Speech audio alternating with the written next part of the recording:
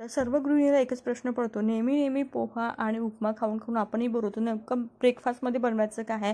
तसंही माझं होतं. त्याच्याबरोबर मी रात्रीच्या वेळेस नाही का थोड्याशा शिल्लक नाही का चपात्या किंवा पोळ्याच्या आहेत ना मी बनवून घेतल्या होत्या. तर चला म्हटलं आज सकाळी मॉर्निंगला आपण याचाच ब्रेकफास्ट करूया आणि आपला हे शरीरासाठी सुद्धा छान आहे.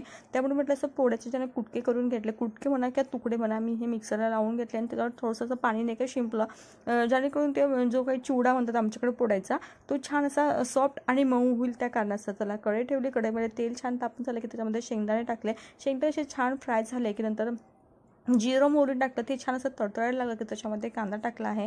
आणि हे महिन्यामध्ये तुम्ही 2-3 वेळा तरी बनवू शकाल आणि छान आहे आणि टेस्टही भारी लागते. कारण की आपण नेहमी पोहा उपमा हे नेहमी आपण बनवतच राहतो. तर मी छान तिचा मग टमाटो ॲड केली आणि हळद मीठ ॲड केल्यानंतर आपण तो लावलेला पोळ्याचा किंवा तुकड्याचा जो काला म्हणू शकतो तो टाकून दिला आणि छान त्याला परतून घेतलं. वरून असे शेंगदाणे कोथिंबीर टाकला, जो आहे ना आपला नाश्ता तर बनवून रेडी झाला आणि खूप छान टेस्टी आहे. तर बाय बाय.